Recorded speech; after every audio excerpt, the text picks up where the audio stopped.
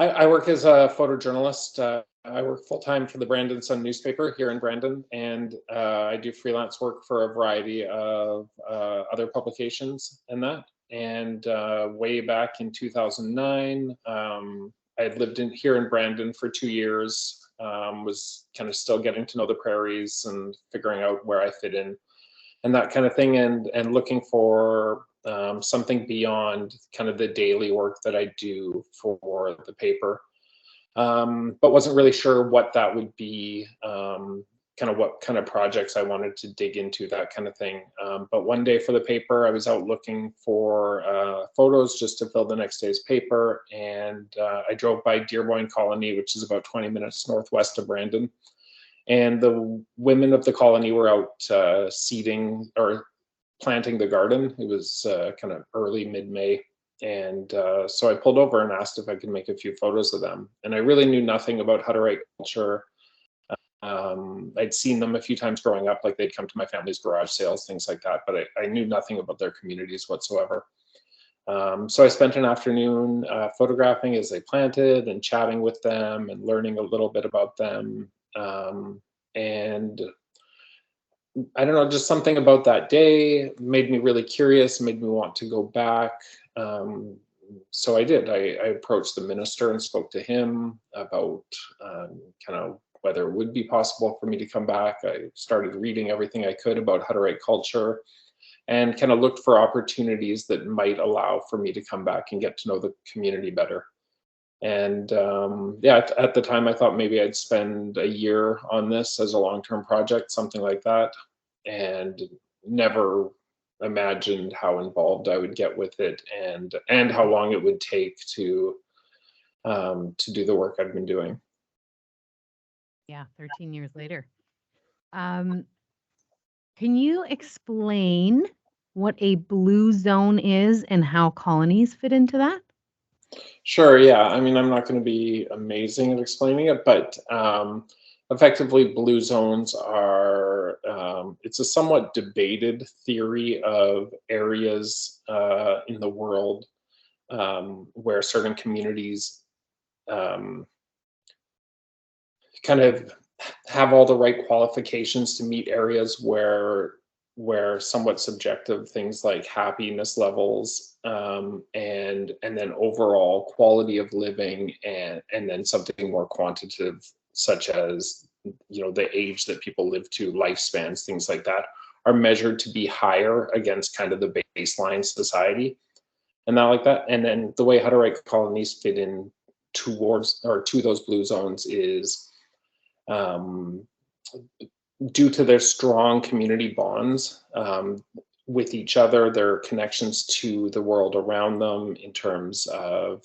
how connected their community is, how connected their community is to the place where they live, and how connected individuals on the community are to each other and to kind of the greater good of their community. Right on. Okay. So they fit into those blue zones mostly. Yeah, there. I mean, and there's different. I've heard different anecdotes and read different things about things like depression being less than in, say, North American mainstream society on colonies, and happiness levels being happier and stuff like that. And that's not to say that colony life is perfect or that they don't have their issues. And I'm not saying that none of the issues that we struggle with in the outside world don't exist on colonies, but against the baseline of mainstream society, they tend to have stronger communal ties and social ties, which lead to kind of a higher overall sense of belonging. Right on. I would love to know from your perspective from this project, what are some common misunderstandings or misconceptions about Hutterite colonies? Well, I think humans, like, we're very simple creatures in a lot of ways, and we want simple explanations for things. We all do it. It's like a human nature thing. We want to fit things that we don't understand, especially into kind of clean, tidy boxes. And I see a lot of that in outside portrayals and in misunderstandings of Hutterite culture and all cultures in general. But my experiences with Hutterite cultures is that our brains don't do well with complex, nuanced narratives. So we tend to, okay, the Hutterites, well, they're very simple and quaint, and they live, a backwards life that we lived 100 or 200 years ago, and things like that. Or there's mistrust of their communities because they are apart from our mainstream society, and that and so there tends to be either a lot of romanticization of their culture, that this is kind of like an ideal outside of mainstream society where they have perfected this aspect of communal living, or there tends to be kind of like denigration and sometimes mocking, and that their society is backwards or old fashioned. And what I've learned and what I try to convey in my work is that their society is extremely complex. There are no simple boxes that you can put that society in. And honestly, I think that's a lesson for any society, is that there is nuance, there is dichotomies and complex truths with society that we have to explore to understand them as best possible. So I think people they think that they're just rural farmers with very simple lives, and there's all sorts of stereotypes, but these people run some of the most modern farms in North America, not to mention high-tech manufacturing operations, and a variety of different businesses, and that range from simple farmers markets to extremely high-tech manufacturing outfits. Wow, amazing. I would love to know, even from your perspective, was there anything when you were doing this where you went, whoa, I would have never thought that, like anything that really caught you by surprise?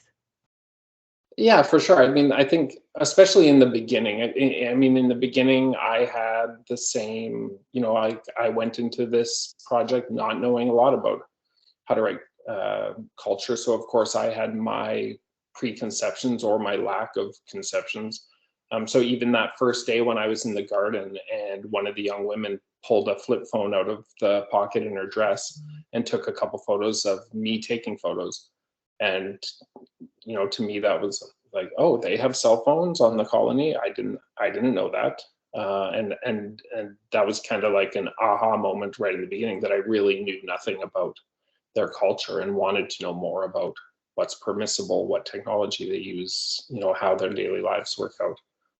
And then throughout the project, I think there's been a lot of learning. I wouldn't say great surprises or anything, but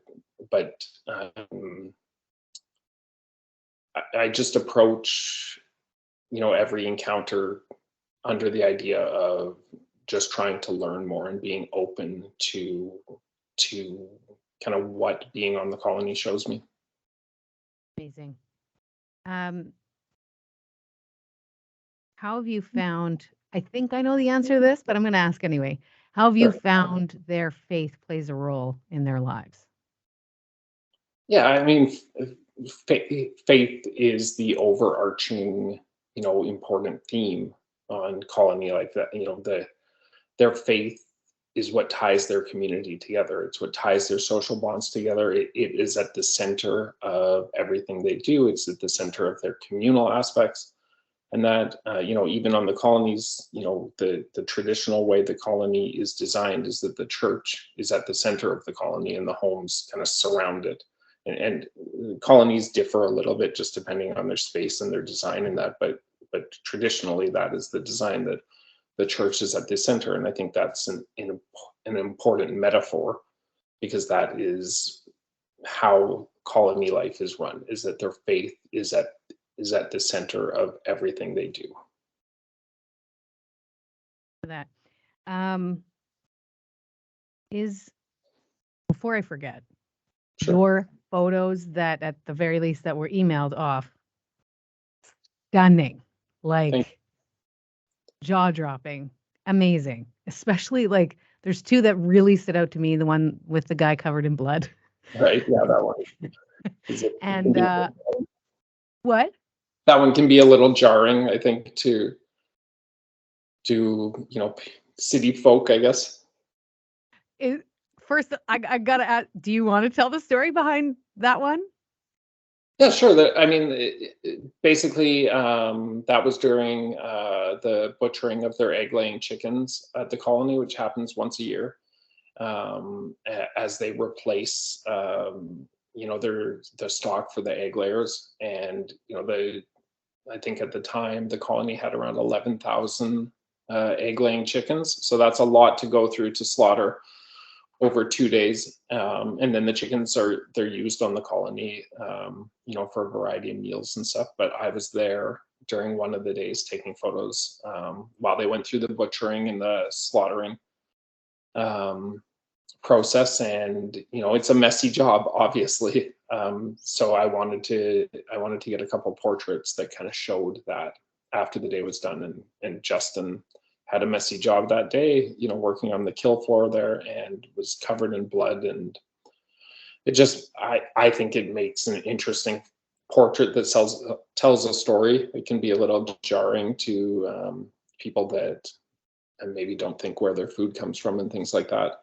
But there is something jarring about that. And the first time I ever covered that, when I started this project, I was vegetarian, and had been for years. And the first time I covered any butchering, the minister had said, I had asked if I could photograph it, and he said, "You spend the morning helping out, you can spend the afternoon photographing." So I got a real hands-on experience butchering, or I wasn't like, I was just helping clean the chickens as they came down the line, and kind of learning what they did. And then I spent the afternoon photographing, and it was an interesting experience. And it was great to learn and to see, because I think it's important that we all know, how food gets to our table and where it's coming from. And definitely, especially in bigger cities, there's a disconnect with that. Kudos to you for all of that. Yeah, especially being, yeah, a vegetarian. Um, I would love to touch on the other, if you don't mind, the other favorite photograph of mine with, I don't know if it's a teen girl or a woman, but she's in a dress and she's just covered in mud in the bottom at the very least. I'm going to set up something, but if it's totally different, then just let me know. But like Okay. often there might be a preconceived notion that it's all work, no play. But this kind of, I think she has a smile on her face. I haven't looked at it like really recently. This makes it seem like that might not be the case. Yeah, I mean, that's one of the beautiful things that I love about colony life, is that work is play and vice versa. They take their work very seriously, but a lot of work is done communally. And there's that kind of idea and attitude that even if you're doing a crappy job, you're doing it with friends and you're doing it with family. And there's so much time for laughter and just beautiful moments. That I really love about colony life. And there is this fluid structure between, yes, they're working very hard and work is taken very seriously, and work is considered, very important on Hutterite communities, and children are taught the importance of work from a very young age. But there is a lightness and a joyousness to it, to most work, that I love being around. Amazing. Well, thank you so much for this time. Is there anything else that you wanted to say that I may have missed? Um, yeah, the only thing I'd add is that I hope that my work or acts as kind of a beginning for anyone who might be curious about Hutterite society. I'm very careful. I'm not an expert in Hutterite society. The Hutterites themselves are the experts. I've been extremely fortunate to be allowed to photograph some of their communities, and I'm grateful for everyone who has let me into their lives and the friends that I've made through this. Um, I think that there are some great things about from their society that we can learn in the outside world in terms of the importance of social bonds and community. I feel like we are so busy in our lives right now, and there's so much division and kind of insulation of our beliefs, in our work, etc. And I think it's so important that we find common ground with the different groups of people and people we may not agree with, and remember these important social ties that bind us. That's so good. Well, Tim, your work is incredible and I think speaks for itself. We'll let everybody know where this is going to be up and how long it runs. And thank you so much for taking the time today. Awesome. Thank you very much. I really appreciate it.